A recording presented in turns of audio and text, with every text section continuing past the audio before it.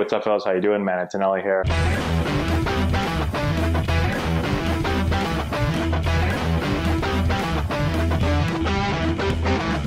Hey, what's going on, guys? How we doing? And girls, sorry, I keep doing that. I say, hey, what's going on, guys? I just do that, and then people always say in the comment section, not just guys watch your channel, and you're right. So, hey, what's going on, everyone? How we doing? Today, we're answering your questions, and again, today we're actually going to answer Jim Callis's question, okay? From MLB The Show, Road to the Show, Video Game Mad. If you haven't watched me play on there, the greatest player to ever play. I'm not really that good, but check it out. Anyways, Jim was talking about being in the minor leagues. And one thing he talked about is being sleep deprived. Yes, you are sleep deprived. If you've watched my channel before, you know that I've talked about how sleep deprived players can be. Most players. I learned as a minor league player basically how to play while it's like sleepwalking, okay? You have to learn how to play being exhausted. At no other level had I ever experienced this. Now, I've seen other players experience this because I remember in college, like we'd have a workout or something and a guy would show up, or maybe like 6 guys would show up, and literally they had been drinking all night long, and sorry, young kids, but they're old enough to, okay? They're over 21. We'll talk about seniors right now, okay? And they'd show up half in the bag, and like they were probably sleepwalking too. But like that was their own. That was their choice. That wasn't just because they couldn't get any sleep. That's because they chose not to go to bed, okay? We're talking about being sleep deprived because you can't go to sleep, all right? Unless you try to take a nap in the dugout, which you can't do.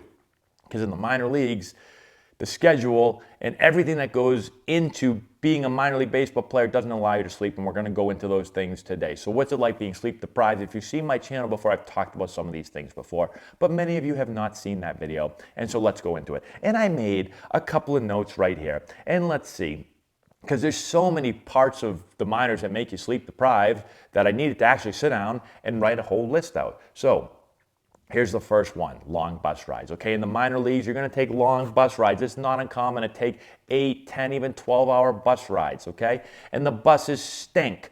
I've told you guys this before. Sometimes there's no AC, sometimes the bus breaks down, sometimes they're playing music super loud, the TV's on, you know, you gotta cram in. It's not like you've got like this big, huge area to sit down. You get these little seats and you get someone right next to you, and you better hope that it's not like the starting catcher or even the backup catcher. The backup catcher is probably even bigger than the starting catcher because, hell, he doesn't play a lot, so he's probably just crushing the snacks in the clubhouse, depending on what level you're at. So you get some, backup catcher next to you that's 245 pounds and he's shaped like a brick.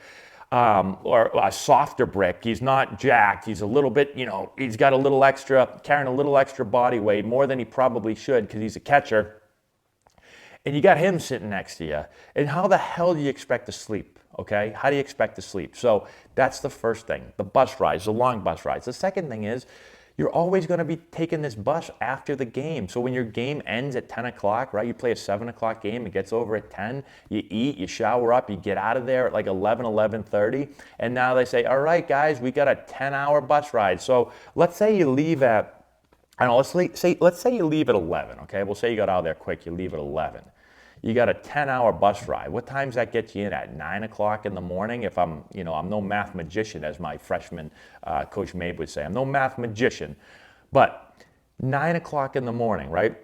So you get in at 9, and you probably haven't really slept at all. You've tried to sleep, but you probably didn't sleep too well, right? So now you get in at 9, and you're exhausted. You get checked into the hotel, all right? Then you got to fight off the cockroaches. I'm kidding. There's not cockroaches. Sometimes there are.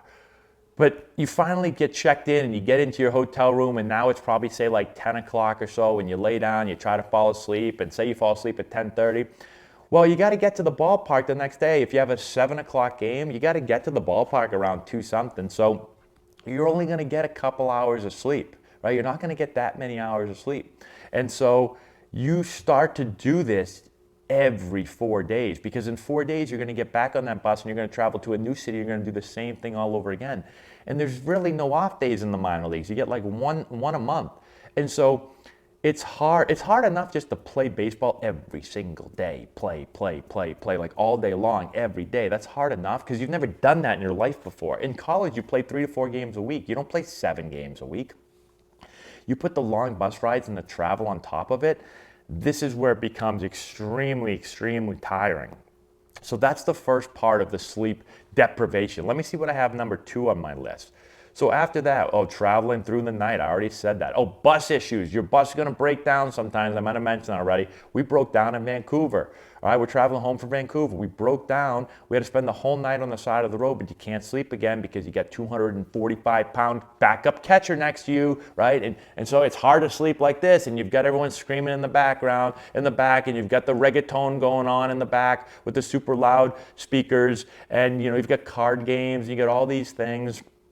And so you're not going to be able to sleep when your bus breaks down, okay? We broke down. It took us all night to get someone to fix the bus, and then we drove home. And we got no sleep that night. We just got in and had to play a game, all right? So you've got that. What else you've got? Let's go to plane rides, okay? Because everyone's like, okay, when you get a little bit older, you get the AAA, you're on the plane, right? Now you're traveling big time. You got the plane rides, right? You're not going to be tired anymore. No, it's even worse. It's even worse because you finish a game at 10, you eat up and you get out of there at 11, 11:30. You get back to your apartment at 12 o'clock and you got to fly out the next morning, right? First thing is when you fly in the minors, you got to take the earliest flight possible. That's just that's a rule. So you got to take like a 6 a.m. flight. So you get home at 12. You got to get a 6 a.m. flight. You got to get to the airport at least at 5, but probably at 4:30ish because you want to make sure you can't miss the flight. Like a whole team can't miss the flight. So you get to the airport like 4:30 in the morning, okay? But you don't drive yourself. You got to get on the team bus, which means you got to get to the stadium to get the team bus, which means if you got to get to the airport at 4:30, you're probably going to leave at like 4 to get there, depending on how far the hotel is. So you better be ready to get on that team bus at like 3 something. And if you're going to get on the team bus at 3 something and you're getting home at 12, you got to get up at 3. Maybe 2:45. And now you're thinking, do I even go to sleep? Is it even worth going to bed? I tried to go to bed a few times, but when you wake up on 2 hours sleep, you feel worse than if you just stay up the whole night. So there are plenty of times I just go back to my apartment and just watch TV and then go to down and get the bus at 3 something in the morning, okay? So plane rides are worse. And then, again, on a plane, you're not flying like this special private plane, not chartering planes, you're flying commercial, right? You gotta go the same way that you would fly right now if you're going to wherever the hell you were going, okay?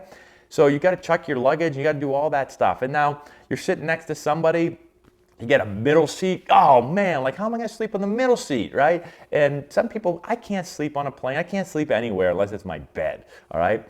But it gets worse. Because you're almost never going to take a direct flight. You're going to take a connecting flight. So you're going to have to get off the plane and wait to get on another plane. And now by the time you get into the city, it's like 1 o'clock in the afternoon, 2 o'clock in the afternoon, and you go and you check in the hotel and you go right to the stadium because you got to get ready for the game that night. So it gets even worse. You didn't even get to sleep at all. And in 4 days, you're going to do the same thing all over again. So plane rides don't really get any better until you get to the big leagues. And that's when you start flying out right when the game ends. You have a chartered flight, you fly, boom, you go, like game ends, bang, you get on the bus, you go right to the airport. You get off the bus, you jump right on the plane. You're not going through security like you normally would. Right on the plane, boom, you're flying out.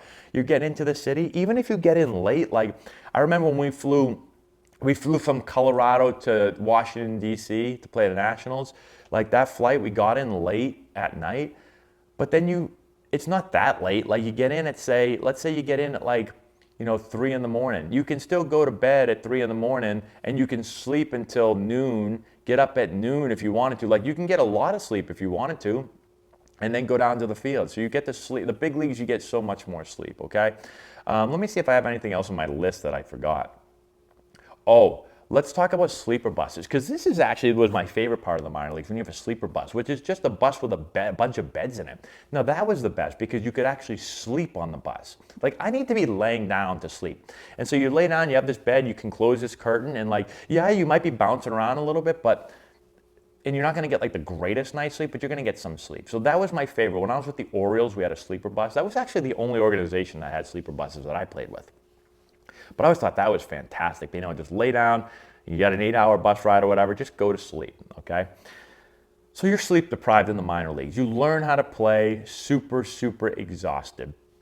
And what I started doing is, and this is not suggested, but when I got to AAA, we had Red Bulls in the clubhouse, an unlimited amount of Red Bulls. So, you're so tired, you're like, I need something to wake me up. You're like, let me take a Red Bull. And it wakes you up a little bit. But after a while, one doesn't do it for you. So then you start like, I need another Red Bull. So you take another Red Bull. And then before you know it, then you've got another Red Bull out in the dugout and you're drinking another Red Bull. And before you know it, you've got 2 Red Bulls. And you're drinking one in the first, and then one in the fourth, and then one in the seventh. And then before you know it, none of that's working anymore. And so now you're tired, but you drink 462 Red Bulls that week, which is probably horrible for your digestive system and probably everything else in your body.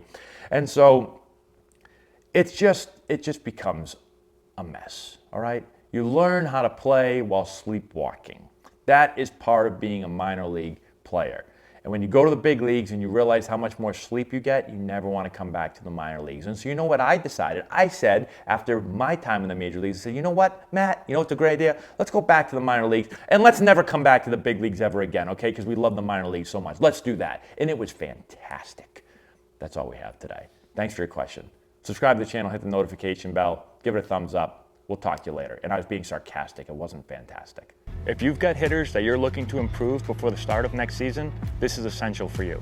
Matt Antonelli here, former major league player, first-round pick, and college coach.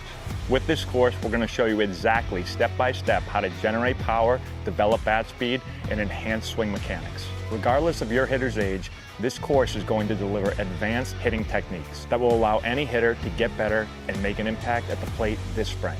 We have a full catalog of training content that you can access from anywhere at any time. This course is perfect for players, parents, coaches, instructors, and more. It offers a comprehensive package of drills and techniques that you can directly implement. Our course has helped hitters all over the country at different competition levels, and the feedback that we've received has been outstanding. The work you put in now will drive your success at the plate this spring. Get the essential knowledge that you need to take your game to the next level.